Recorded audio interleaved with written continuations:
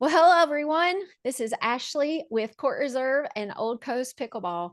Thank you so much for joining us today.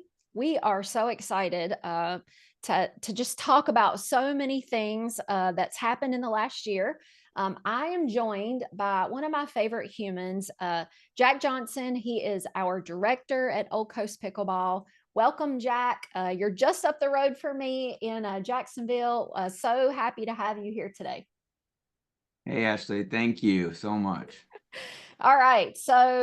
Well, we know that we have a lot to get started with today. And so we know also that you probably have a few questions for us. And so if you'll just put those questions in the chat or the Q&A, we'll kind of go through what we want to share today, and we'll try and get through all of your questions at the end. We, of course, will put this on the Court Reserve YouTube channel. So if you want to share this with your friends later, and hopefully, we're going to give you at least one takeaway today, even if it's what not to do when opening a pickleball club. All right, so let's go ahead and get started. Last call. Next week, we are having a Court Reserve Catalyst user conference in Austin, Texas. If you love barbecue, which we do, or you want to supercharge your Court Reserve platform, I highly recommend you go out to courtreserve.com and just go to resources, and you can sign up or learn more about Catalyst. It's at a beautiful club in Austin, Texas. We're going to spend all day. You'll get like a one-on-one meeting with one of us at Court Reserve. You'll also learn so much about our latest integrations and all the things we're doing. So next week, we're in Texas. Please come join us. We have such a good time. People walk away with a lot of great information. And then if you can't make it to Austin, we just announced our next Catalyst stop is going to be this June. It's going to be in the desert, Palm Desert, California. We're going to be at a beautiful club out there in June. So definitely, I highly should see all of my California, my West Coast folks out there, because the next Catalyst stop will not be until the fall. So if you are a new Court Reserve client and you're really trying to get in there and learn so much, I would highly recommend that you do that as well. The next thing I really want to talk about is, since we're talking about pickleball today, if you don't know about Pickleball Club Mastermind, I would highly recommend that you look into this. I believe we have a special guest today, Devin from Club Pickleball. Hi, Devin. Hey, Ashley, how are you? I'm good. Uh, So, we have learned so much from coming to Mastermind about how to run a pickleball club. Now, frankly, we had the benefit of coming a lot and learning a lot from you and what you guys have done at your many facilities in Salt Lake County. Tell us why people should come to the June Mastermind. yeah, I mean, the first thing that I would say is just that Mastermind is this cohort and cooperative of clubs that are hoping to help each other. And as an independent club owner, you might think or feel like you're on an island and you're stranded and nobody's there to really assist or answer questions, and that everyone's really protective of their intellectual property and nobody wants. Mastermind breaks down all of those barriers and says, hey, why don't we just help each other? Why don't we collaborate? Why don't we share best practices? And I was looking at the people that are on this call. Shout out to Chris Sears and Ben IPM. There's a bunch of mastermind members actually tuning in. So hello and kudos to all of you. I can just share quickly. I could think of dozens and dozens of stories out of Mastermind, but the one that immediately comes to mind is actually a player of ours. We got started. One of the reasons that we started Mastermind is that we're some of the ancient, original people that got involved in founding pickleball clubs back in 2020. And one of our players, Shelton, he was, trying to go pro and a number of other things in pickleball. Eventually, he just came around to the fact of that he wanted to own and operate a pickleball club, and he was going to do it in Houston, Texas. And so we went from a player at our club to a mastermind member that launched his club in Houston. He now has the same number of locations that I do. He has 3 locations in Houston.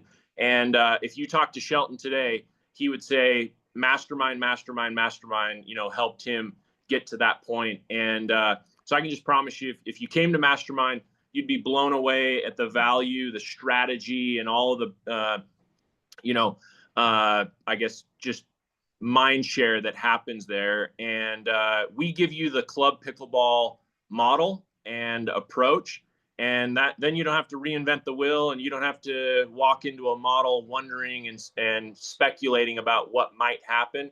you can work off of a fair, a proven track record of the #1 club on Duper for 3 years running. And so anyway, I would be honored to chat with anybody that's interested. And if you don't mind, maybe Ashley, I've got a little QR code. If anybody wants to schedule a phone call with me to just sync up for 10, 15 minutes about Mastermind and how we might be able to help, then this might be able to be the fast track for that. And maybe give me a thumbs up to that QR code show up. Good. All good. Perfect. So if you just scan that, take a screenshot of it on your phone, it'll give you direct access to my calendar. Candidly, my calendar right now is a little bit full. I was telling Ashley this morning, I've got like 42 appointments in the next 2 weeks of people that are hoping to come to this June 19 to 21 mastermind, and they have some questions about it. And so my calendar, you might not be able to book with me until week after next kind of thing. But I'm eager to chat with anybody that's serious about growing their club, expanding their operation, or just getting off of the ground and doing it the right way. So thank you, Ashley, for having me on, and absolutely really appreciate the relationship with Court Reserve. Love you guys. Yes. Back at you. Yeah. I think that Club Mastermind also, what I love about it too, is that each month Devin does a call. And it's all the people who have been to Mastermind. So you can get on, and we always learn something new each month. And now we have a network of people that are doing the same business we're doing all over the country. And so if I have specific questions or concerns, then I can jump on and Devin's going to take my question, and we're going to get a roundtable about it. So it's just a good group to be a part of. And so thanks, Devin. Yeah, absolutely. Glad to be here, and wishing everyone a happy day. Yeah. All right. So we're going to continue on down our road. I think Jack's still here, hopefully, because I don't want to do this one by myself. So Jack, while we get started, why don't you tell people a little bit about yourself and how you got into pickleball? Oh, wow. Okay. A little bit about myself. The self intro I wasn't expecting. That's all right. So, well, a little bit about me. I got into pickleball probably about the same time that a lot of the people in here probably did. Shortly after COVID, I actually was deployed for pretty much all of COVID, and with the Navy. And when I came home, I was on just a run, and I saw the city had built these courts, and I just saw them, and I was like, what the heck? And so I went home, I YouTubed how to play. I grabbed my wife, and I'm like, hey, let's go out to these courts. And like, I got the YouTube on my phone, like the YouTube, how old am I? But I got the YouTube on my phone, and we go out to the courts, and we didn't know anything about paddle racks or how the etiquette is. And so we didn't even there was people in line, and we just saw a court with no one on it. So we walked right past everybody, went right out onto the courts, and then sat there with our phones, and we're like, okay, you hit to here, and we're just sitting there doing it. And finally this old guy comes out, and he's like, look, young man, I can tell you don't have a clue. He's like, but we're all waiting for this court, and you have to play with us. And we had no clue. But as we experienced what most people experience, they came right out. They showed us how to play. They showed us how to be involved in the community, how to get on the courts. And immediately we were accepted into this super vibrant community of 70-plus-year-olds and who could beat our butt. And then from there on, it just became, I got into coaching it, and then got into playing more seriously, coaching full time. And eventually I ended up meeting up with you and Tim. And now I run Old Coast Pickleball for you guys. Yeah, that is a great story for sure. We all got to start somewhere. That's right.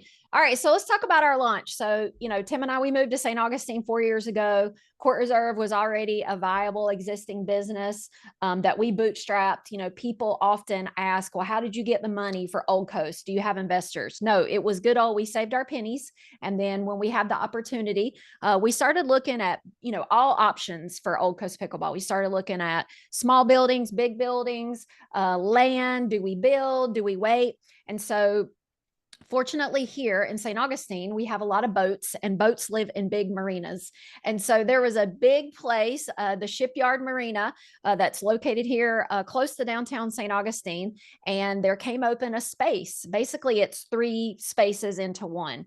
And we went and took a look at it. It was the perfect amount for 2 courts. And what we were really trying to do was take the community of pickleball that was here in St. Augustine and put them indoors, because at that time a year ago, there were no real indoor, more than 1 or 2 courts within an hour and a half of us here. There was 1 or 2 up in Jacksonville, and then you had to go to Orlando, which is about almost a 2-hour drive. So we had automatic air conditioning, no wind, no sun, no downpour rain. And so we decided to go for it. So we got started. We knew we wanted to have a really nice player area. We actually had that summer been out to Colorado and visited a club in Colorado that had a beautiful player area with turf on the floor. So you can kind of see the pictures here on the slides. That we knew we needed turf. We knew we needed just a very small pro shop area. And as you can see in the top picture on the right-hand side, we had the nice bathroom laid out, and we just went. So we actually were working with a lighting company at that point, that we were considering putting into Court Reserve as a lighting option, to have within the Court Reserve platform. So we worked with this company. We got all of the lights. We rented all of the lifts. We put all of the lights in. We launched early April, and the lights stopped working. And you can just, as a business owner, I'm sure if you raise your hand, business owners out there, you've worked so hard. We had all of our pickleball community come out. They painted the blue walls you can see around. So we had plenty of friends. We ate plenty of pizza. We had people, doing all kinds of things with us. We launched, we offered free open play that first weekend. Everything went well. And then on that Monday, the lights started going bonkers on us. And so come to find out, there was a recall on the lights. So we had to shut down basically for an entire week. And we had to redo all the lights all over again. So that was definitely a tough time for us. Just making sure that everything, came into play, the permits, the city, the fire inspection, the insurance, and everything, about that. So Jack really wasn't a part of that. It was really the Tim and Ashley working at the desk.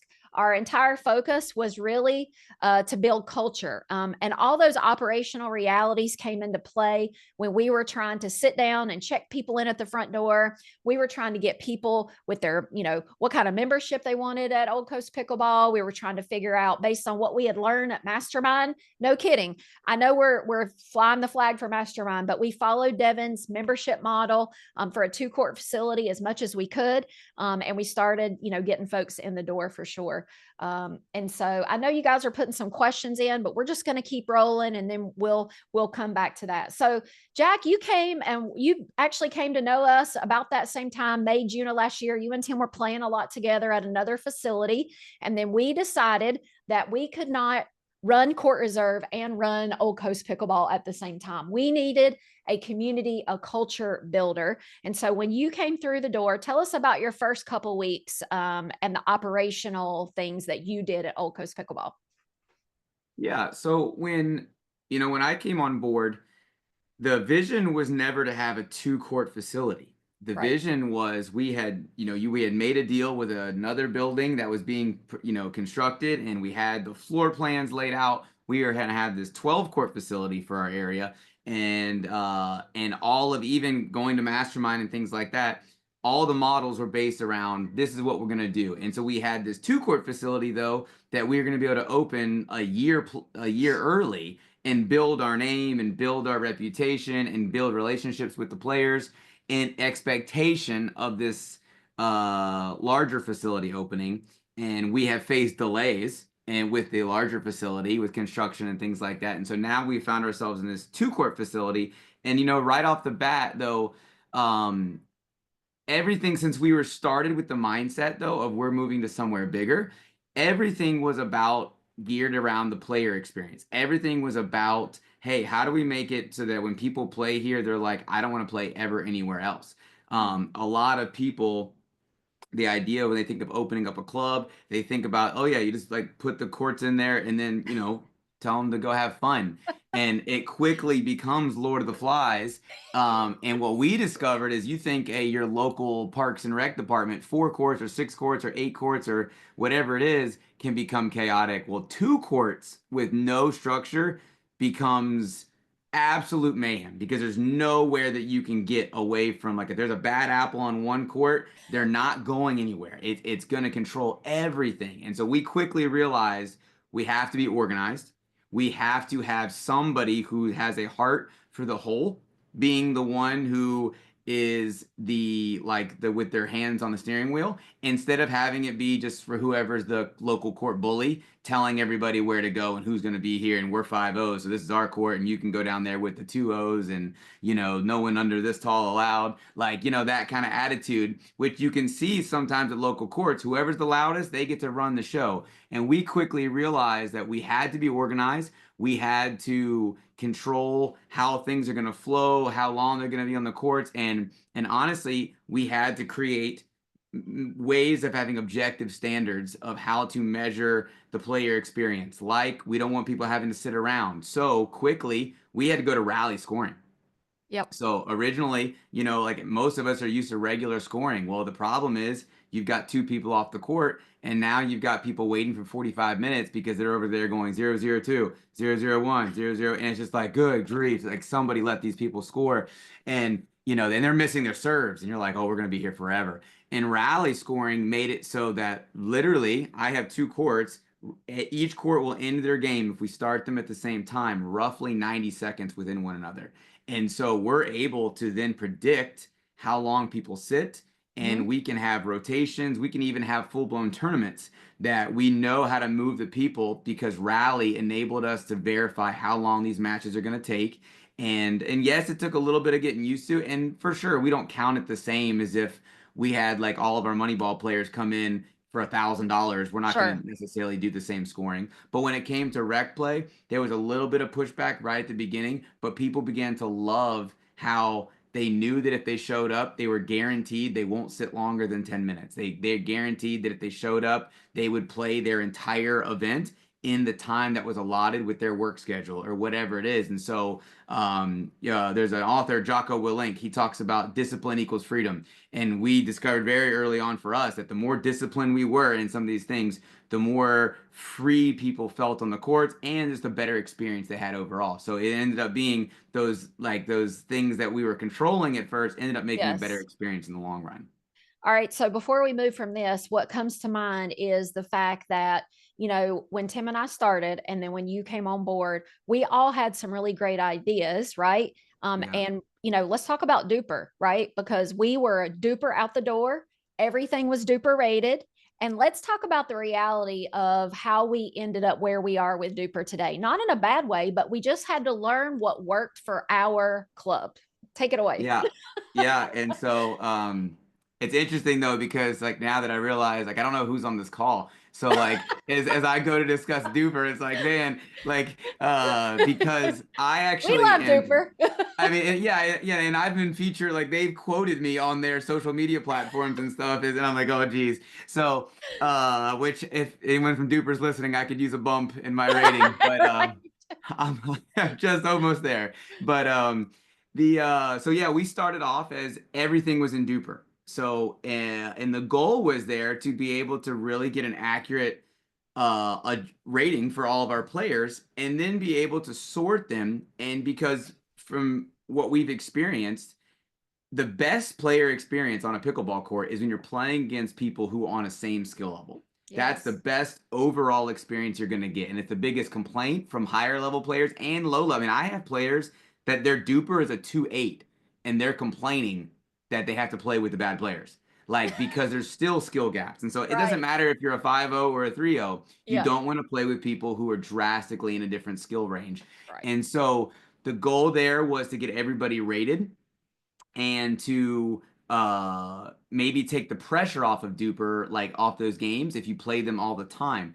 Well, so what happened for us though was, because we were only 2 courts, and because we're a small town, I mean, St. Augustine doesn't have a huge population, and so the player community is small. So whereas instead of going to a tournament where you're playing people from all over the state and things like that, the player pool, some of these people were only playing like the same 8 people in Mm-hmm. Duper, Mm-hmm. and they were having to rotate partners. So then they were taking losses, and the numbers, the math was just, some of them were just spiraling down. Like Right. it was very difficult for them to level up. And we literally got to a point where our players just decided, I'm not doing this anymore.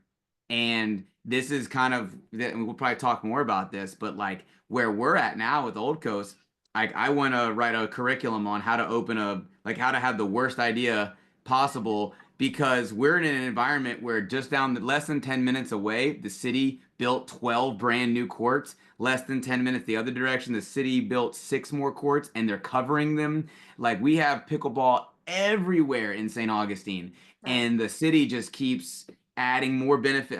And so like our players had other options. Yep. And so quickly we were faced with, they're like, look, I don't want to play for Duper, and I don't have to play. It's not like, I'm not like, not to pick on Devin, but it's not like in Utah where there's snow half the year, so you kind of have the only show in town when it comes to some of that. So not that they don't have competition, they do, but there's courts everywhere, and so we got to a point where we actually, like, basically, to save our player base at all, we had to just say, okay, we're dropping that. But then we also had to then say, okay, well, how do we sort these people? How do we then still get that? And I personally am still a believer in objective ratings is the long-term best way to do it. And currently, Duper is a way of doing it. I don't think it's perfect, and if there is anyone from Duper, I would love to have that be in that conversation and get to have to say, you know, his opinion So would there. all But these other people.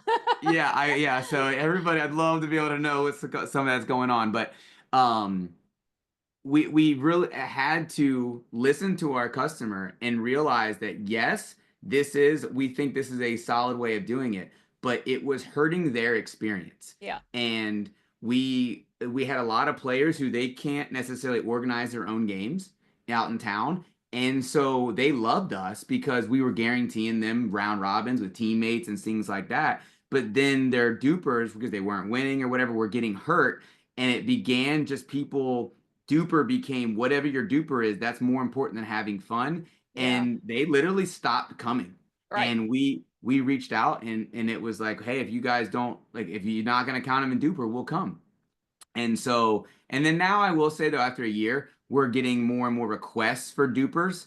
But I will probably say there's a lot of self-deception when it comes to dupers and ratings and things like that. And so we have a lot of people who will be like, I can't get my duper to go up. I don't understand this. The algorithm's broken.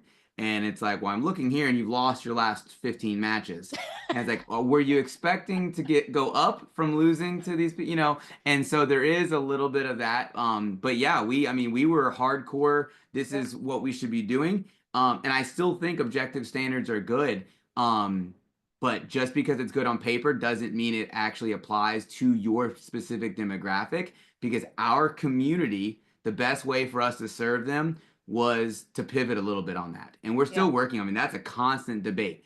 And that's a constant struggle, even for us, is how do we serve our player base the best, even if it's not necessarily the way that we as coaches and things like that would necessarily want it to function, if that Yeah. makes sense. Yeah, that was good. And again, like, Duper's great for so many things, but we just had to figure it out. And as a club who we are renting space, right? We have a lease. And so we have to we have a membership model where the players still pay when they come in. It's not an open play model necessarily. And so if people stopped coming and paying, then we had an issue. So we had to create ways to get that culture back into the building. So, all right. So let's talk about like early mornings and late nights. And the reason I bring this up is because we integrated, and I'm going to share my screen again. We integrated with this company called Brevo, and it's a lock system. We did this in Court Reserve. It's where the members get their own unique PIN code.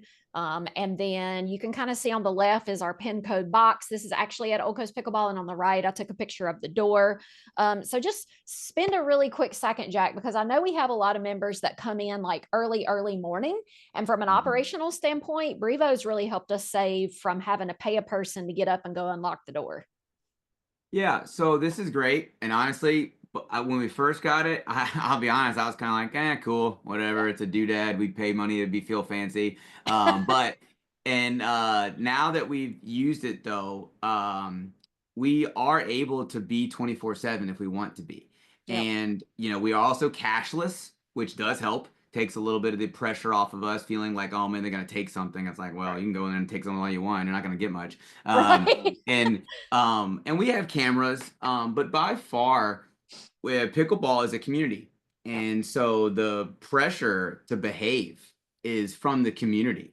They want to be. I mean, the city shuts off the lights at 9 o'clock, and so they want to be able to have a place to go in early or to stay late, or if it's pouring down rain and they have a flex league that they want to be able to finish their match or whatever.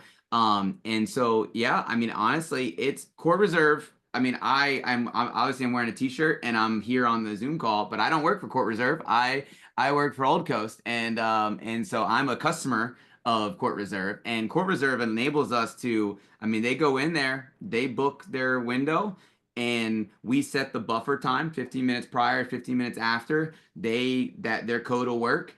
And so they can't, even if they booked it at like 10 p.m., they can't show up at 9 and take advantage of the system. They can show up at 9:45, and code in.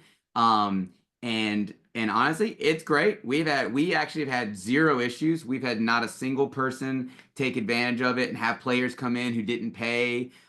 It's actually been the opposite. It's been people that are grateful. We have people who are like, my members will text me and say, hey, we locked up. I double checked the door and we took the trash out. And I'm like, okay, like thanks. Right. You did you clean the restroom? I mean, like we know what more can we make this happen here? And so it's been nothing but I have nothing bad to say. It's never once failed. Right. And we've been able to, I can remotely unlock it from my phone anywhere. We're able to open up we had the courts cleaned the other day, so the building was just closed. So I locked it until the guy arrived. They gave the maintenance guy, the company, a code to get in. They did all the work. And then later when the employee showed up at the halfway of the day, the door just unlocks for him when he gets there. I mean, so That's it's awesome. really a lifesaver. And you can get kind of nervous at first and let your members in there when you're not there, when no one's there. Honestly, though, it's been nothing but good. They care about the club. If your members care about the club, it works out. Yeah, they do.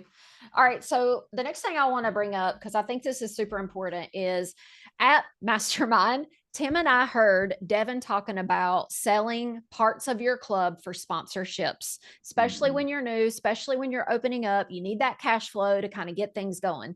So we had already built some community here in St. Augustine. And so Tim and I actually went out to some of our friends who had businesses, and we offered the naming rights to certain parts of our club.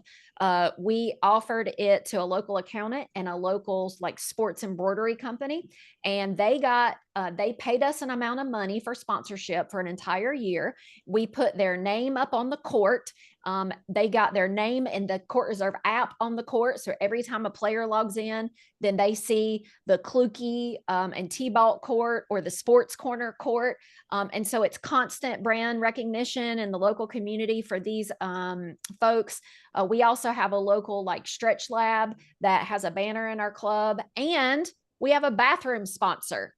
One of the best things I've ever seen is that we have a local physical therapy office in St. Augustine, and they are the bathroom sponsor. So what does that mean? It literally means that they have gone in, they purchased the table, they've purchased all of the products for the bathroom. They keep it stocked with paper towels, toilet paper, soap, cleaner. It always smells good.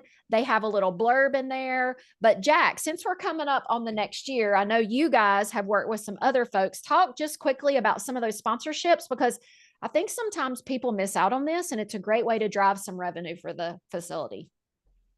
Yeah, it's a great way to get, especially depending on your cost that you're a facility that you're running. If you have, if you get it, I've always been told in real estate, you make your money when you buy. So if you buy low, you can sell it pretty much any high as you want and you make money. But if you buy high, you're in trouble.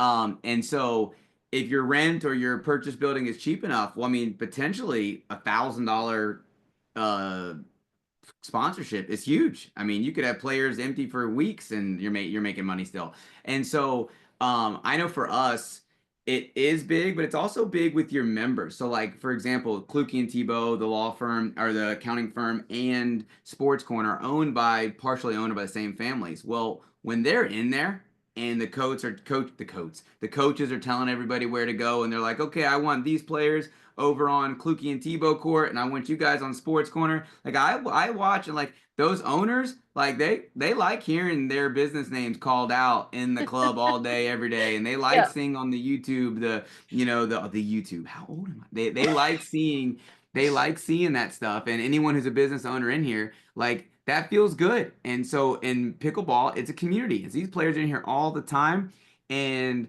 for a lot of your members, especially realtors. I mean, if a realtor sells one house based off of pickleball membership, like a interaction, someone saw their stuff. I mean, there's no way they're spending one commission check on a house in sponsoring your club, depending on what their sponsorship deal is. But what it also does is it builds community involvement into like investment. So your sponsors are invested now into your club because Mhm. they don't want their name associated with something bad. So like our bathroom sponsors, their business is on the line. If people go in there and that bathroom looks bad, it's not going to go well for them. So when like they have like mints in the bathroom, which I don't know what you're doing in there that you need a mint. I think you should question things, but they have mints in there. They have deodorants, disposables. They have like towelettes that you can wash up and Yep. spray stuff for women's hair and all this kind of stuff, or anybody's hair, I guess. But um, it's a comfort zone, Yep. and it builds that brand recognition. But one of the perks of our facility is, and then we have to, and since we do have so much competition in St. Augustine with free courts, we have to constantly, our staff motto is, what can we offer that they can't get for free? And Yes. so what the city's, there's no way of getting around it. The city is giving them concrete, nets, lights, like all these things. Okay, so now what can we offer? Okay, late night, the doors are locked except for code. So I can bring my wife and 2-year-old in there and it's safe environment. She has, for a long time, my wife was playing while she was pregnant, and having a bathroom that was nice and well stocked right next to the courts was infinitely better than the porta potties set up at the public parks Right. that were a quarter mile away in the dark alley. Right. Like, and so there all these things, but these partners that you develop, the sponsorships become a part of what makes your court better. This year we're opening up, we purchased a hydration machine. So like we have the most filtered water possible in our area, and it comes pre-mixed with electrolytes, and it comes out this machine, and they can fill their water bottles and stuff, and we allow a company to come in and pay for that, and that's as part of that. Like, so the members see that, and literally it's a one of your members who's paying to make your club better. And Right. so whether it's a bathroom sponsorship, whether it's a pro shop sponsorship or a snack bar sponsorship, even a court sponsorship, you better believe, if you can get a court sponsorship to pay whatever the number is, let's say it's $3,000 for the year. And then included in that, though, is also that they have to pay to have the courts cleaned, twice in that year. Well, now you've got, they're investing into your own club to make it nice. And so that's really the magic, is when your members and other Right. businesses are investing into you the same way that you are. Well, and I bring up this screen because here you can see again, we have 2 YouTube channels. We have Old Coast Pickleball Court 1, Kluke and T-Ball, and Old Coast Pickleball Court 2, the Sports Corner. And so again, it's bringing that brand recognition to our local sponsors. And again, this also has led to corporate events, because corporate events are a great way for us to drive money. And we've done that several times at Old Coast Pickleball. And with both of these businesses, they've then turned around and paid us to bring their entire, team members of their offices into our facilities. We've had church groups come in. We've had large earth moving machine people come in. Like, Jack, how many corporate events? I mean, it's made a difference every month when you can bring in a couple of corporate events to your space. For sure. Corporate events are big because, most, at least I say most, I have no way of knowing that statistic, but there's a lot of companies have budget allotted Yep. for team building events. It's a tax write-off, whatever it is. And so there's money there. It's not like you're asking. And even if like say one of your members works in our area with Caterpillar, the construction Mm. company. And so if one of our members works there, well, they like want to bring all their coworker friends to the club. Well, we're not billing them. It's the company, and so they a lot of times have money allotted, and then that employee though is your sales rep. They're the ones going to their boss, being like, "Hey, we should do this. Hey, we should go there." I don't. You're not even trying to sell them. Your people are selling them, but also they're renting your whole facility out, and so you're charging a premium because you're taking time from your other members. You're taking opportunity for other members to be reserving it, and you're setting this side time directly, and they get the whole place. So no one else is going to be in there. They get to have only their people. They can talk without interruption. They can make announcements for the business or whatever it is. But if you have a pay to play model, this might make up for slow days. This might make up for slow weeks. In our Yeah. in our region, when the weather's nice, people go outside. Right. When the weather stinks, which is like now that I'm in this business, I'm always like, sweet hurricanes, it's like, come Right. on, baby. Right. That's right, come on in. But when the weather's bad, people are in. So the corporate events are huge because yeah, the markup is, and I say markup, everything's a markup when it's just a court. But what people are paying to be on there as a corporate event is definitely different than an individual just paying to drop in. You could have a Yes. $10 event as opposed to a company renting out your whole facility if you're a small facility, or like Devin with his 15 courts, they have Right. a rate just to get 1 or 2 courts and set aside. And it's fun. The players, anyone who plays pickleball knows pickleball is addicting. And Yeah. so you get some guys out of the boardroom and you get them on a pickleball. I mean, I've seen it where the bosses have never played before and they are fired up out there on the pickleball courts. And we also offer a hourly rate that our coaches can teach the entire time. And a lot of times they want that. So they have a coach there who gives we usually do a learn to play pickleball class in an hour.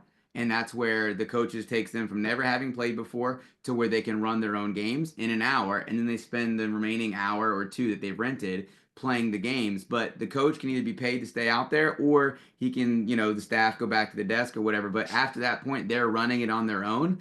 And the best environment, though, is when they definitely say, hey, we want to coach the whole time. And the coach is out there. If you have a good coach who knows how to move people and herd the cats a little bit, he's encouraging them. He's cracking jokes. He or she is like making their experience super fun, even for the players who aren't very good.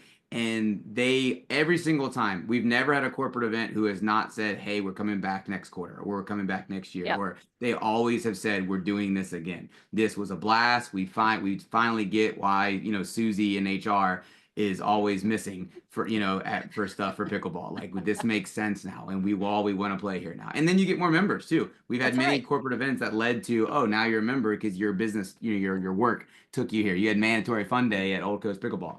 That's awesome. So let's talk about our classes, a little bit about our programming. I know that Okay. you guys have created a Try Me Free Pickleball class. And I also know that we're working with some juniors, some young kids. We did summer camp. We also, you guys will be watching somebody play, offer to do a class for them, and take that one person that you're going to do a lesson for and make it into a class. So take us through a little bit of this. Yeah. So when you only have 2 courts, everything has to be focused on the players. You can't force anything because we need max participation in order to have a successful event because we've only got 2 courts. So either the event signs up and then the courts are full, or nobody signs up and then the whole facility is just empty. So Right. we basically, our coaches and our front desk people, which usually are the same people, we have a couple front desks that are just front desk, but our front desk people are not a receptionist. Our front desk people we call them our guest experience coordinators. So they are the people who they know from the moment someone walks in the front door, everything about their experience is going to be a touch point with the front desk person. So they're going to, as soon as they come in, what do they need? Okay. Well, even that we've discovered if you got a room full of 5-0 players, what they need is very different than the Yep. 3-0 player who's in her late 60s. It's a very different. The first time player who comes in, they're nervous, they're terrified, they're socially awkward in that moment. They don't know what's going on. They want to see a warm, friendly face. They want you to explain what's going to happen in the next 20 minutes, where everything is. The 5-0 walks in and a new front desk person stands up and says, "Hey, what can I get you?" And he's like, "Nice try, Scooter. I'm good." Like, he's like, he just walks past them. It's like, I know you're here for me, not here, that kind of thing. Like, that we are different people. And so there's an attitude, but it's okay. Our front desk people have just learned, like, look, each demographic, serve them as they need. And so as far as program is concerned, we listen and we watch on the courts. And so when our coaches are standing on the side of the courts, watching them play their round robins, uh, when they get frustrated at things, we ask them, "Hey, what's wrong?" And they say, "Man, I stink at whatever." We say, "Hey, do you want me to schedule a clinic for that?"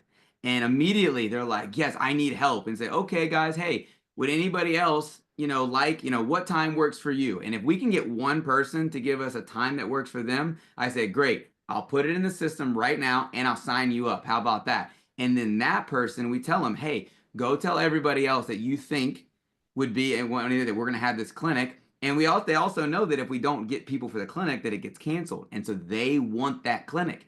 And so because a clinic is cheaper than private lessons. And so if they want the clinic, they're getting a public rate. It's cheaper. There's more players. So in order to make that, so they become your sales staff. They go out and they're trying to invite all their friends because they want this clinic to happen at the cheaper rate, and because they don't want to be, they want the experience. And so then that's predominantly how at first we started to have set curriculum. And honestly, if you're doing a class on drop shots and no one that week is particularly feeling bad about their drops, well, great, no one signs up. And so it's really kind of a wasted effort because you're trying to run your program and you're stuck in your ways when that's not what they needed. They needed to be served. We've done it to where the same group of people wants a serves and returns clinic 4 weeks in a row. Yep. And it's like, really? It's like, man, did you learn? Yes, we loved it. We want it again. And it's like, wow, okay. So there's a social aspect. They enjoy it also. We also create, like I run a class called Live Ball. I didn't come up with it. I stole it from somebody else. But even in that, we quickly realized it doesn't work for everybody. So Live Ball, when you come into my class, the first thing I tell you is, "Hey guys, have you ever played this before?" Even here, I make up the rules as I go, and we're going to change this on the fly. And so your best coaches are always able to work on the fly and to adapt their lesson for that day with the room temperature. They've got to be able to tell what's needed in the room at that moment and just go with it. And so our programming very much is based on what our coaches feel the players need currently, and we just listen. So last month we ran a 4-week boot camp because we had people that were like, "Man, I would just love to do, I just need a lesson on every subject." So we scheduled out 4 weeks in a row, scheduled it with them, and boom, they all signed up because they signed each other up together. And so yeah, that's kind of how we do it. I know other clubs run it differently, and I think Yep. that if you have a larger club with a larger demographic, kind of like selling chocolate covered ants. If you're in New York City, I'm sure there's enough people that 1% equals a lot of Right. customers. If you sold chocolate covered ants in rural North Carolina, you're going to need like 100% of the population to want them, and that's not going to happen. So Yes. for us, it's similar. We're a smaller facility, so we really have to make sure everything we do is successful. Yeah. And so in order to do that, it has to be pretty much pulse based. Like we constantly are asking, "What do you want? What do you need?" We're Yep. not running our program for you to fall in line with. We're catering everything we do to you. Yeah, that's great. So I want to go over a few things too. I've seen some of the questions. In just a few minutes, we're going to go through all the questions, and they're really good. Jack, and we have one more full-time employee. So Jack's our director, full-time salary, and we have one full-time instructor as well. We do have another part-time instructor, and then we have a couple of part-time front desk or guest experience folks, kind of like Disney World. And so that's what we do. That's how we run things at Old Coast Pickleball. And then I did want to share some of the things because I worked so hard on all these slides. And so we should share them. So of course, if you're a Court Reserve customer, you've probably heard us talk about Patch. And Tim was able to pull some of our Patch screenshots. And you can kind of see here, Patch is a great way to just get a quick pulse on how we're doing with new customers and customer retention. It's an integration in Court Reserve. It pulls the data from Court Reserve, and you can go in and you can see, how many new customers you've had in the last 30 days, returning customers, your inactive. Looks like we lost one customer in the last 30 days. Boo. Maybe they moved. And we can get really good details on our customers. And then we can also see, who our best customers are, who our loyalty customers are. It's a great way to see those top rated customers. And we actually have even a list. And of course, I blacked out all of their names, but you can see how much that customer is actually worth to your facility over a period of time. So if you're interested in that integration, we have that in Court Reserve now. Just reach out to the Court Reserve team. One of the questions was, how do you guys record on your courts? We use Save My Play. Those folks that Save My Play are incredible. They make it super easy for players to decide that they want to record their sessions while they're in the building. And we just announced this week, this is actually an integration in Court Reserve now. And I know Jack and the team and a lot of our members at Old Coast Pickleball, they're our guinea pigs. Old Coast is the Court Reserve guinea pig station.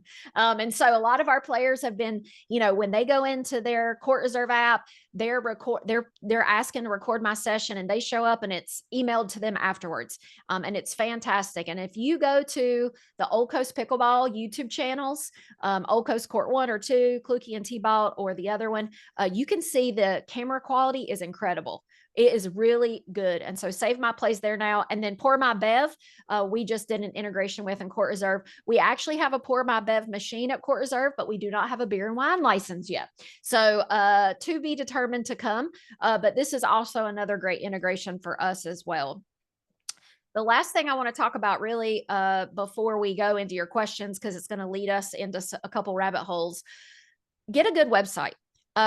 Old Coast Pickleball website. If you want to know how we do our memberships, how we do our pricing, how we do our courts, if you want to see how our lessons are done, if you want to look at our calendar, the events that Jack and his team have come up with, you can go to oldcoastpickleball.com. Now, I will say, people are going to say, wow, this is a great website. It is a great website because we are working on having this as an option for Court Reserve customers in the future. If you already have your own website, there are some APIs that you can have use of if you're a scale or enterprise customer with Court Reserve. But also, hopefully this summer, we're going to launch the ability to have similar displays like the Old Coast Pickleball website available in our upcoming WordPress plugin release over the summer. I don't have a date on it, but that's very exciting because, we're always trying to listen to feedback from our customers at Court Reserve. And this is one of the things that's been talked about as well. So I'm going to stop the share because we're just going to go through all these questions, because right now, Jack, we have 24 questions. So if we don't get started, we're never going to get through them. So the first question, Lauren's going to start us out. Before launching, how did you gauge interest or demand in your area? That's a great question. So all of our friends, when we moved to St. Augustine 4 years ago, we met on the pickleball court. And so we just started playing with all these people on the free public courts here.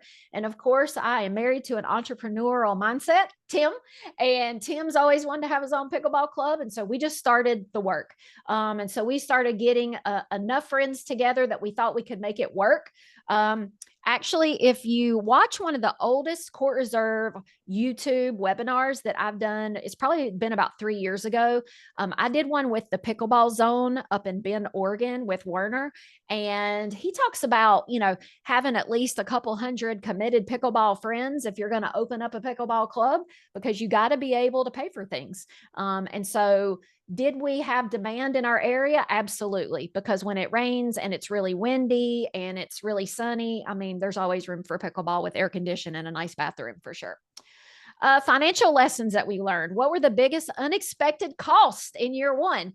Well, nobody prepared us for the amount of money that commercial liability insurance would cost. Our first year, because we were in a building and signed a lease, that lease came with some extra insurance because they had high-end yachts on the other side. And so we were paying about $500 a month for commercial liability insurance. We have since been able to find another policy and it's a little bit less. So that was a big cost we were not expecting. And then nobody prepared me specifically for the amount of people who would go after a ball and run into the wall and run through the wall and break the plywood or the drywall or whatever.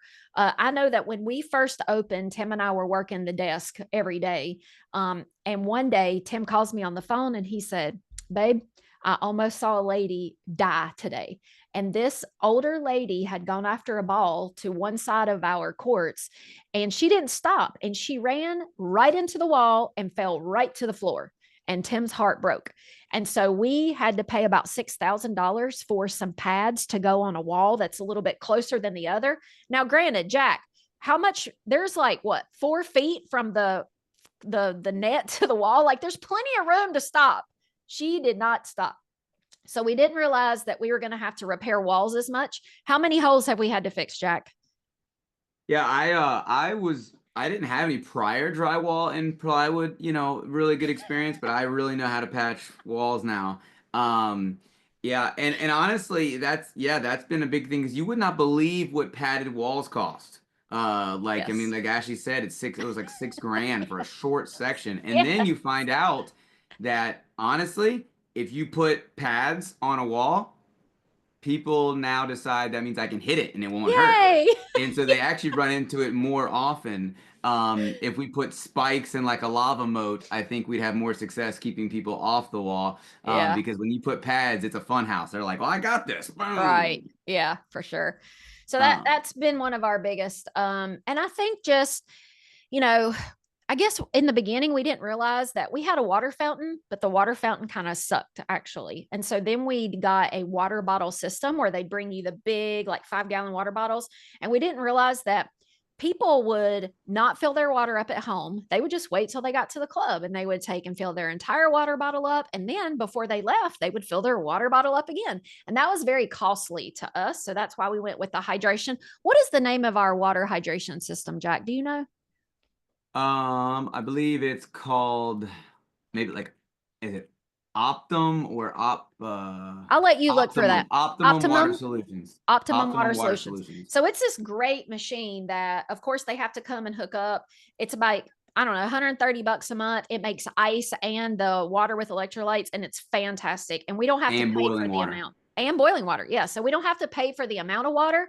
That's under our lease, thank goodness. But now we have a great way for people to stay hydrated, get hydrated, and we're not going through bottles and bottles of water again. This next question from Lauren's really good. How did you respond? Not if, but when all the new competitors entered our market space, did it change your pricing, programming, or marketing? I would say it didn't. And the one thing, if you go to Mastermind out in Utah, you got to out market, you got to out culture, you got to out community your competitor. Jack's been talking about it the entire hour. You just got to create an environment that people just want to come to. They want to come and play. And it's funny because we see some competitors in our area who are now copying what we're doing. And so that's very, we had poker night. We put puzzles together. There's been puzzle night. It's not just about pickleball here. It's about a community of people. We know when people are brokenhearted, happy, joyful. We've celebrated weddings and deaths and all kinds of things. It's a great big family here in our community. Now you're going to have your outliers and people coming and going and tourists and things like that. But again, we're building something here that, competition, if you have 8 courts and you're doing open play all the time and it's the Wild West indoors, have at it. If you want to come to Old Coast and build relationships and community and play at your own level and have a great time, that's what we're doing here for sure. So, yeah. And Ashley, real quick, I just want to yes. add that with that, in any market, I think for pickleball, everyone needs to realize that every competitor that comes in your area, honestly, they're not competitors. They're team members. They're your partnerships in growing the sport, because reality is going to set in when a new facility opens, and we have free competition. And in less than an hour from us, there's multiple clubs opening all the time. I mean, it's we have, I mean, right down the road, we have 15 minutes away, a new plant's opening up 9 courts. And it's, and but what you have to realize is, let's say I'll make up a number, you've got 1,000 players in your city. And well, everyone can't just share those 1,000 players. And so every new club means new players, Yep. and player and clubs need to be focusing on new player acquisition. That's why Teach Me Pickleball is free class at Old Coast, because we want people to come in and become a new player, and then that builds our player base up, and down the street their player base will grow. And then when they're putting on special events, I don't care if my players go and play there at special events. That's not taking from me, but it is taking from me if we all only have the same 100 people and we're just, shifting around 4 nights a week, to each other. But if we're all building up the bottom ability levels and growing them up, and it'll just continue to, we can all share a much larger player pool. And so the fastest way, I think, to kill the sport overall is to treat each other like competition, to where you're almost acting like people shouldn't play at other courts. You need the competition, because we need more players. Every city needs like an extra 100,000 more players. That's better for Absolutely. business. Yes, absolutely. All right. So let's just I'm just going to head through these. Time scoring for round robins. Our organized play is literally 2 hours. And so they're in and out in 2 hours, and it's a fabulous, consistent experience, and they love it. Do you recommend using Duper as well as a club custom pickleball rating as well? We actually have our own pickleball rating with internal at Old Coast Pickleball. Tell us what the ratings are real quick so folks will know.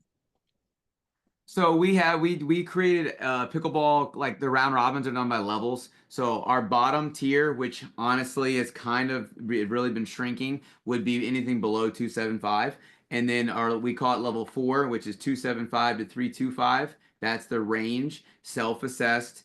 And then level 3 would be 30 to 375, which covers some of level 4 and some of level 2. But it's just because a lot of those people are, maybe their spouse is a 3-6, but they're a 3-2. They want to play together. And so they're more of like a social 3-5 if you're looking at Duper. And then our level 2s would be 3-5 to 4-0.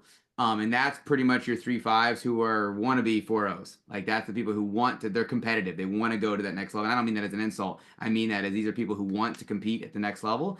And then above that, level 1 is 4-0 plus, and that's Duper verified right now for us. So, and you might say, man, we have players who are, they're 4-7s and they're not in Duper though. They don't have any matches. Well, we do a lot of events where it's same partner. So they register for the evening with a partner, and they're going to play a double round robin against like 5 other teams that are there. And so they're going to play all the other teams twice. Well, only the team captain has to have the Duper rating. He or she can bring any partner they want, because you're stuck with them. So there's no real downside for the other teams. And we even have it now to where I think this is pretty unique, because I've worked at other places, and your 5-0s don't mix with other groups. But we've really created an environment where we encourage our 5-0s to play in the 4-0 plus events. And what it allows our 4-0s to do is to get the experience playing, but we don't force our 5-0s to necessarily pick a partner that's lower level. So they can sign up with another 5-0 and they might run the table on everybody, but it allows the lower level players to get some of that experience. And then it allows, if you're a 4-4, but your Duper doesn't show it, if you can convince a guy who is a 5-0 to team up with you, well, we're not going to stop you. But if neither of you has the rating to prove it, that's where we begin to limit it. But Good. that's a work in progress always. And then we have 4-5 plus, which we call OCP Pro. And even that's just us being generous to ourselves, calling ourselves pros, but we're pros in heart. I love that. All right, we got a few more questions. With only 2 courts, how do you manage or balance court availability at peak time so members can get court time at least once a week? Well, there is no guarantee that they're going to get a court once a week. And so we run, like you already heard him say, when we can get a class or a programming, we'll put that on the books. Members can always come out and they can rent courts with their reduced fee. Because if you are a member here at OCP, you get reduced court rates. So anytime you can come in, you can book courts, as well as there's plenty of open time, definitely on the weekends, I would say more than during the week, because we do have most of our organized events that we put on during the week, whether they're in the morning or in the night, they're usually pretty full. And then I know Jack, they'll do classes and stuff in the afternoon. Anything else on that? Yeah, just the more organized you are, if court space is an issue, the more organized you are, the more you can work within that. So, Mhm. uh, during the evenings, honestly, you're not going to rent a court from us for a Right. private group. But if you and three friends wanted to get games, every night of the week there are different levels of people that are playing where you could show up, sign up as a team, and play against other teams that are in a rotation. And we listen to the teams, the players. So we might try to put ladies on Tuesday nights and they're not showing up, and we call them and they're like, well, half of us have a thing that we do on Tuesday nights. And so it's like, well, what about Wednesday night? And they're like, yeah, we'll fill it up. And it's like, geez, no one told us that, And so listening to your players and just being organized. We have ladies nights on Tuesdays. We have level 4 does every Wednesday night after the ladies. Thursdays are OCP Pro night. We give them a 3-hour window to play competitive games, and we guarantee the level. Tuesday night is kind of like 4.0 plus. Friday night, 3-5 to 4, so different nights of the week. And again, we're not going to be like right now with only 2 courts. We're not guaranteed to play every single time, which is also why, like for us, our membership, we want our members. If you're a member here, we want you to be here. We don't want you stuck in a Right. membership that you don't want. So right now, you're not stuck in a contract. So if you pay for the membership and you're like, man, I don't get enough opportunities to play, no problem. Like we're not harm, we're not no harm, no foul. And I would say honestly, our membership, our daily up, I don't know, 50-50. Like visitors are a massive part of our revenue. And Mhm. Devin from Mastermind will tell you, you don't want to make it rough on your visitors. You want visitors. They're extra revenue. But also too, they pay a higher premium to be there. But we have a lot of players who, I mean, I got a guy who drives 2 hours away to play on Thursday nights because it's a guaranteed game, a guaranteed Wow. competition for him. But he's not gonna be a member. It costs him 15. It costs him $15. So why would he Right. be a member just to come down once a week? That kind of, or Right. once a month. Whatever it is. That's awesome. So here's another great question, sponsorship. How do you determine pricing? So did you do any comps in your community with other sponsored facilities? Besides signage, do you give them extra benefits? So basically what I did was I listened to Mastermind. I'd been there a couple times and listened to that. And then I just kind of pulled a number out of the cloud, honestly, in the beginning. And it stuck. Honestly, it did. And so they do get signage within our club. Now, of course, court sponsorships are way more than just like our bathroom sponsorship or just hanging a banner. And we did include a couple of free memberships. But again, our free memberships have a reduced court fee. They still pay to play, even if they have that type of membership. The next question, do you have to get members approval to broadcast all the time? So when our members or when you come to play at OCP, you sign a liability waiver and you also sign a media release waiver.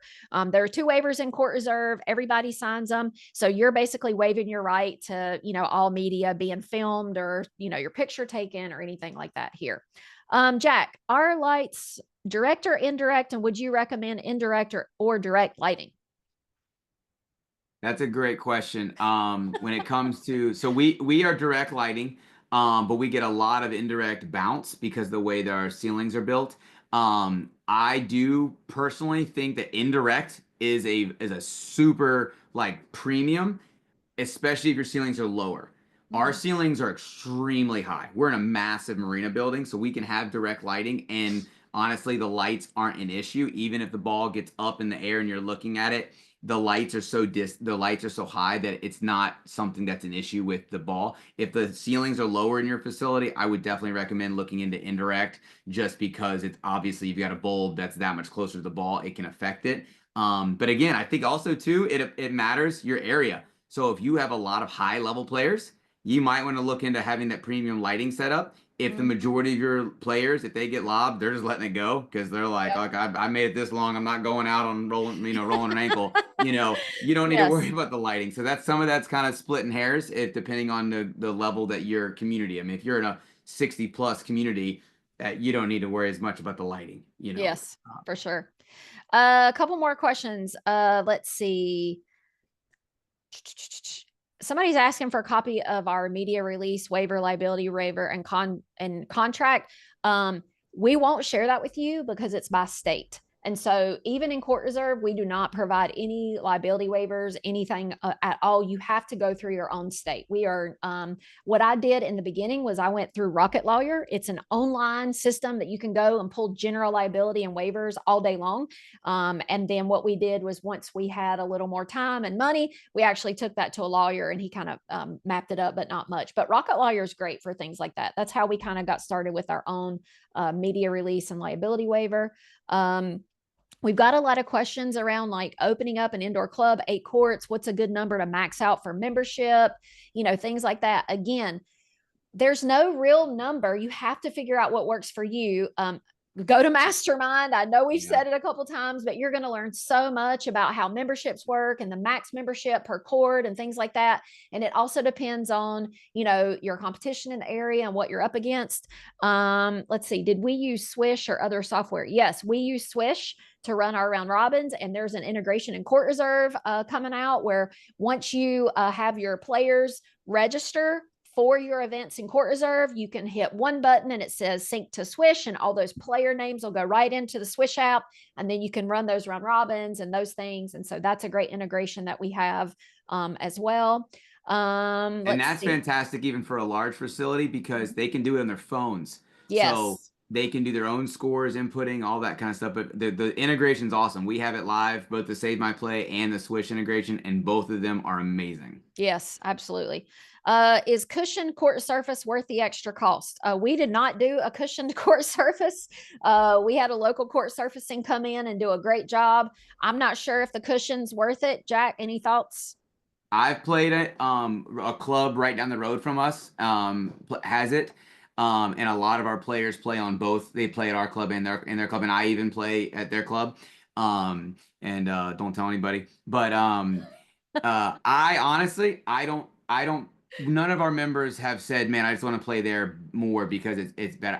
It's one of them things. And honestly, I can say this, and they couldn't argue with me here. Their courts have more like holes and blemishes and things that have happened than ours do. And I don't know, that could be just could just be they've been open less time. So that could be something that's just happens to be circumstantial, or that could be that there is maybe some durability issues there. I don't know, but they have some spots that have gotten worn out and things like that. And so I haven't had anybody say, "Man, I wish you guys were just as cushioned as the other place." Right. That's a couple of things about point of sale. We do have a small pro shop at Old Coast Pickleball. It is small. It's literally the back wall. And we do use the court reserve point of sale for our pro shop. We are a YOLA shop, if you want to call it, but we do have some other paddles. We have some Old Coast hats and shirts and things of that nature. We sell some sports drinks. Anything else I'm missing? I mean, it's a pretty small pro shop. Anything about the paddles, Jack, that you want to mention about? Yeah, so paddles, honestly, it depends on your how much money you want to put into it. If you want to stock your revenue, if you want to pay to have that revenue to stock your walls with paddles and then have to deal with the inventory, that's 100% up to you. Obviously, you can make a lot more money if you have a lot more people coming in. You can sell paddles. Some of the paddle companies are offering, almost a 50% markup margin for you. Some of them, it's getting razor thin. And honestly, at that point, it's pretty tough. We only carry the ones that we know that are going to have our highest selling, ones. That's because our coaches like them. So because of whatever our coach is using, it's obviously going to be easier to sell. There also are other vendors that are willing to, if you want to share with them, where they can be the ones to stock your pro shop for you, and then they share in the you get a percentage of the profits and things like that, and you don't have to carry the overhead. But if you've got a small player base, do not expect them to be buying a paddle every weekend. But if you've got thousands of players, then sure, go ahead. But that's a big one based on your people, I think, and how much money you want to have sitting on the wall. Because every time you walk in and you see those paddles, you're going to see dollar signs. Yeah, for sure. Somebody asked a great question. Do we utilize the batch billing feature in court reserve where we can bill people like once a month or something, or do we have people pay at the time of reservation? If you pay, you play. If you play, you pay all on the spot. our folks, the only way around that is Jack and them, if they're from out of town, he'll grab a credit card or something, and then they'll use it when they walk through the door. But when people are signing up on the Court Reserve app, they are paying to sign up. And if they have to cancel or refund, then they get a credit back to the club. We do not refund back to a credit card, because we could talk about payments all day long. We'll have another webinar. I'll give y'all, hey, come to Austin next week to Catalyst, and we'll talk about all kinds of refunds and how to save money on transaction fees. But again, it's just the way we do it, because you want people to have skin in the game. You don't want them to sign up, because we're 2 courts and everybody counts for us for sure. Somebody asked, our website template will be available. No, it'll be part of Court Reserve. And so it'll be an additional feature within the Court Reserve platform that you can work with us to do that WordPress plugin for the website. It'll be a template, or you can use our APIs and work with it and build your own websites as well. Somebody asked, is Jack available for a 101? Is the Swish integration up and running? So the Swish integration is up and running at Old Coast Pickleball, because there are there are guinea pigs. And so I'm not sure exactly when the Swish press to, let's see, I'm not sure if that's coming out. I don't know. Soon. We're working on it right now. It's already done. Somebody asked, is it going to replace the organized play? No, organized play is still going to stay in Court Reserve. It's an additional part of, something that you can use that's different. And Swish is great too, because it does pickleball, it does tennis, it does a lot of things. So check out the folks at Swish. They are great people for sure. Let's see. Oh my goodness, so many questions we've answered. How high are our ceilings, Jack? Man, high. 21? Well, no. Higher, closer Higher? to 30, 30? close to between 30 and 40. We can lob the heck out of some people at Old Coast. Yeah, they're very high. It's a boat storage building, so they're Yeah. expecting multiple stories of yachts being stored in there. They're very high. Yeah. Honestly, they're too high. They're more high. We probably lose money in the air conditioning just because of the empty airspace. That's true. That's true. Let's see. Yeah. Ashley, do you want me to address a couple of them real quick that I see real fast? Yeah. Let's see. Rally scoring real quick. Rally scoring, honestly, a YouTube video is probably the best way to learn it, but rally scoring is every single time that the ball is served, there's a point scored. You don't have to serve in order to score the point, and then you don't have to switch sides. You can make iterations of that if you want, but the way that works then is that guarantees, since a point will be scored every single time. We play games to 15. That's going to take roughly 11 minutes. And so that enables it so that every single time that ball's hit, there's a point scored. So the max rallies that you could even play would be 15 to 14. So 29, as opposed to a regular game where you could play 180 rallies and no one got anywhere. Yeah, for sure. How do you set expectations with your members that they may not be able to use the courts because of a corporate event or a tournament? Because we have a relationship with most of our community. They're well aware of the things we're doing, charity tournaments, or if we're going to have a corporate event, we like to celebrate these folks. We put out a monthly newsletter where social media is big. We have a social media coordinator. And that she's great. And so, if it's something that's going to close down the courts, we use Court Reserve, we send out an email or a push or a text. But other than that, our community kind of knows what's going on at the club. And so we don't have to necessarily tell them that they can't. A lot of times they have the option to participate as well. And that's the advantage of pay to play. Yeah. They're not getting, honestly, if your club runs an unlimited play model, I hope that you're getting a lot of revenue from that client, because that does block you in. And granted, if I'm paying, it doesn't matter if I'm paying $20 a month for unlimited play, or if I'm paying $300 a month for unlimited play, I'm expecting unlimited play as a customer. Yeah. And so the pay to play allows us some wiggle room, because if the courts are blocked off, well, what are you complaining about? Like, right. You're not paying. You didn't pay anything. Exactly. So there's a little bit less of friction there. All right, just a couple last things, because I know we're over our hour, but wow, just great participation. Thanks for all the questions. Ryan wants to know how we can become a guinea pig and learn about all the cool Court Reserve stuff. Just wanted to thank you guys again. Would love to, hear your feedback. You can send us an email to support at courtreserve.com. It'll come to me. It'll come to Jack. But we're just so thankful that you guys have just, help to watch us walk along. And we're just trying to get better with everything that we do. And we hope this is helpful. And if we can do anything else, please let us know. Jack, any final thoughts? What's your best advice for a club owner, Jack? Yeah. One thing. So real quick, I'm gonna hit really fast a bunch of things really super fast. We do use Court Reserve's point of sale system. It's awesome. Live ball is a game that I made up the rules for. But Court Reserve for sure does that. We do the annual versus monthly charges. Same as programming. We're about to roll out a new membership offering. That is because we think it equals better what the players want currently. So we don't get stuck in a model. We constantly are trying to update that. Players overstaying on the courts. Our policy is a biblical one. We teach generosity. So we are generous with our court time. If the courts are available, our coaches go out on the court and tell the players who are out there, hey guys, if you want to play a few extra minutes, feel free. But they won't take from us. So we do not have a culture of where they get to expect. We go out and we tell them, hey, if you guys want to play, feel free.